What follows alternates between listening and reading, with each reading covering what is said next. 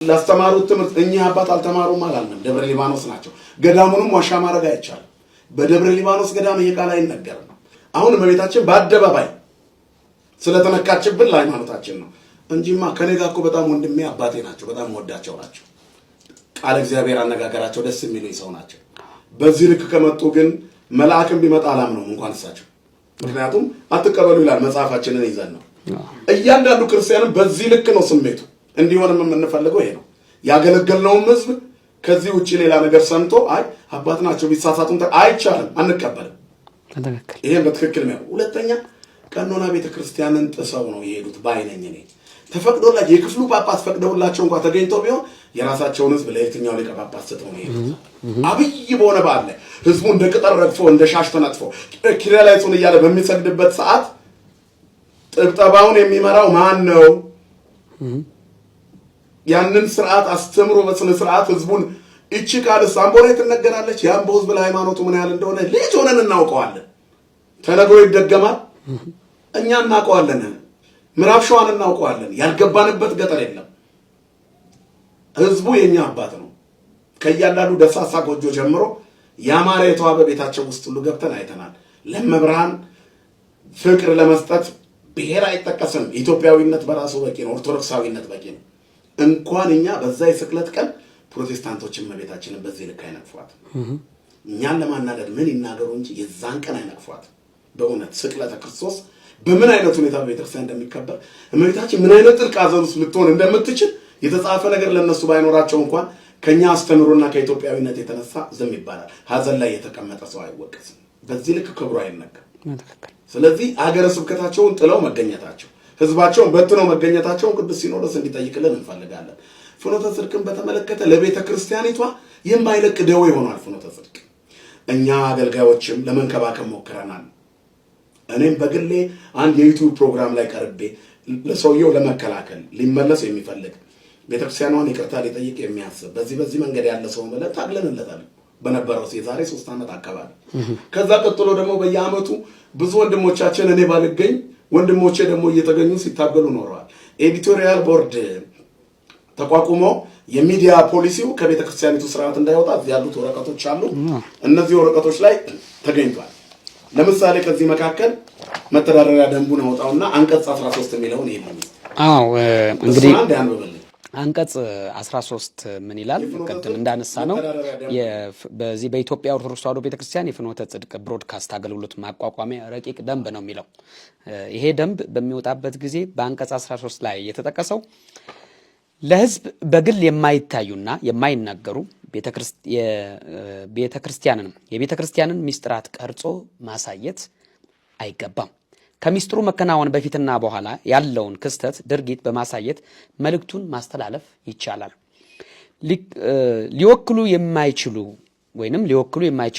የማይችሉትን ቅድስት ሥላሴን፣ ጌታችንን፣ እመቤታችንን በየትኛውም ሁኔታ ወክሎ የሚሰራ ገጸ ባህሪ ይሄ በትወናና በድራማ መልክ ሊኖር አይገባም ይላል። የጌታችን የእመቤታችንና የቅዱሳንን ስዕል የሚያሳይ ፊልም እንግዲህ እነዚህን የመሳሰሉ ነገሮችን ማከናወን አይቻልም ይላል። አንድ በተውኔት ወይንም በድራማ መልክ የሚቀርቡ ፕሮግራሞች እንኳን በስላሴ በመድኃኔዓለምና በእመቤታችን ክልክል ነው። በዚህ ልክ ነው የብሮድካስት ፖሊሲው የወጣው። ቅዱስ ሲኖዶስን ፈቃድ የሰጠው ይሰጣል። በዚህ ልክ የእመቤታችንን ክብር የሚገልጹ አንቀጾች ባሉበት እመቤታችን እንዲህ ተብሎ ሲጠቀስ ለምንድን ነው ኤዲቶሪያል ቦርዱ ኤዲት የሚያደርገው ክፍል ቆርጦ ያላወጣው? ሌላ ተልእኮ ስላለ ነው ወይስ እሳቸው አይቆረጥብኝ ብለው ከሆነ መጠየቅ አለበት። ፍኖተ ጽድቅ የሚባል ስም ይሄ የፍኖተ ጽድቅ ባለቤትም መጋቢ ይላፍ ጸጋዬ በታላቅ አክብሮት መለምነው ቤተክርስቲያኗን የሚወዳት ከሆነ ቢዘጋው። የስቅለት ዕለት ካላንደር በዘጋበት ቀን እሱ ቤቱ ታቦት ነው እንዴ? ቤቱ የሚከፍተው ስግደት የቱ ጋር ነው? ንሴቦ ተብሎ ለይሁዳ ወልዱ ወለውሉዱ ተብሎ ዳዊት የሚደገመው የቱ ጋር ነው? ግብረ ሕማማት የሚነበበው ምን ማለት ነው? የራስ አዳራሽ መሰብሰብ ሌላ ቸርች ነው እንዴ? እዛው አጠገባቸው ጋር ቤተክርስቲያን አለ አይደለም እንዴ? ካላንደር በዘጋበት ቀን ቤቱ ማስመለክ ምን ማለት ነው? ካላንደር በዘጋበት ቀን አዳራሽ ሄዶ መሪ መሆን ደግሞ ሊቀ ጳጳሱ ምን ማለት ነው? ሁሉም ነገር ብልሽት ያለ ነው። በዛን ቀን ሰውየው እኚህ ሊቀ ጳጳሱ ይህን ቃል እንኳን ባይናገሩ ማለት ነው ትክክለኛዋን ትምህርት እንኳን ቢያስተምሩ በዛን ቀን እዛ መገኘታቸው በራሱ ሌላ ነው። በዛን ቀን የትኛውም ማህበር ቤቱን ከፍቶ እየሰገደ ከሆነ ክልክል ነው። ሳውዲ አረቢያ የሚኖሩ እህቶቻችን ሰብሰብ ብለው ይሰግዳሉ። የለም ቤተክርስቲያን የመን ከፈረሰ በኋላ ዘግተው ቤተክርስቲያን የነበረ ቦታ ላይ ይሰግዳሉ። ታቦተ ሕጉም ባይኖር የለማ እዛ የሚገኙትን እየጠየቁ ሰግደው ኪራይ ላይ ሶም ብለው ያለውን ቀማምሰው መጨረሻ ላይ ንሴቦ ብለው ዘምረው ያለችውን ቀምሰው ዳቦአቸውን ይሄዳሉ። ሌሊት ትንሣኤ የሚቀደስ የለም። ምግብ አክፍለው ግን በጋራ ተመግበው ፋሲካን ያከብራሉ። እነዚህ የተቸገሩ ናቸው።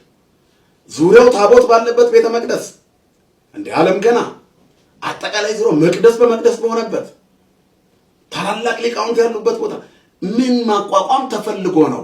የስግደት ዕለት ቀሚስ ለብሰው የተቀመጡ ጓደኞቻችን አገልጋዮች ለምንድን ነው እዛ የተገኛችሁት? እናንተ ስቅለትን አክብራችኋል።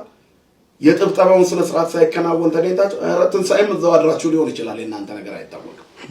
ስለዚህ ይሄ ነገር በፍጹም በቃ ከናካቴው መዘጋት ነው ያለበት። ለቤተክርስቲያን የሚያስብ ከሆነ ንዋየ ቅድሳቶቹን ቢፈልግ ይሽጣቸው፣ ቢፈልግ የፈለገ ያደርጋቸው። እዛ ያሉትን አንስቶ አጠገቡን ጋር ላለ ቤተክርስቲያን መስጠት ይችላል። ፍኖተ ጽድቅ እንደው ቢዘጋው ደስ ይለኛል። ከዚህ በላይ ስህተት የለም። ካላንደር በዘጋበት ቀን ሰራተኞቼን ላሰግድ ነው ካለ ሰራተኞቹ እሱ የፈጠራቸው ናቸው እንዴ? ምንድነው እየተደረገ ያለው?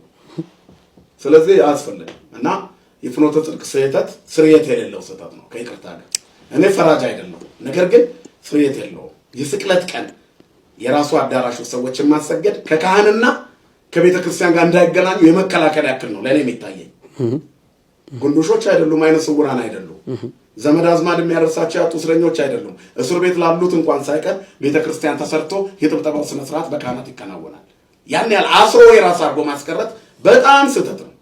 አንደኛው ነጥብ ይሄ ነው እና ቅዱስ ሲኖዶስ በዚህ ጉዳይ ላይ እንዲያይበት ለጊዜው የተደረገው እግድና አጣርታችሁ እንድታሳውቁን የሚሉት ደብዳቤዎች በብፁዕ አቡነ ዲዮስቆሮስ ተጽፈዋል። አሁን ባለው ነገር ላይ በጣም የምናመሰግናቸው ሊቀ ጳጳስ ብፁዕ አቡነ ዲዮስቆሮስን ነው። ብፁዕ አቡነ ዲዮስቆሮስ የኢትዮጵያ ቤተክርስቲያን ቅርስ የማስመለስ ስራ ላይ ትልቅ ሚና እየተጫወቱ ነው። ስራቸውን በአግባቡ እየሰሩ እያስጠኑ ፕሮጀክት እንዲቀረጽ እያደረጉ ግምገማ እያደረጉ እየሰሩ ነው። በተሾሙበት ቦታ ላይ በትክክል አድቅቆ መስራት የሚችል አባት አለን። ብፁዕ አቡነ ዲዮስቆሮስ እግዚአብሔር ያክብርልን። ከዚህ ጋር ተያይዞ ሊቀ ጳጳስ አቡነ ገብርኤል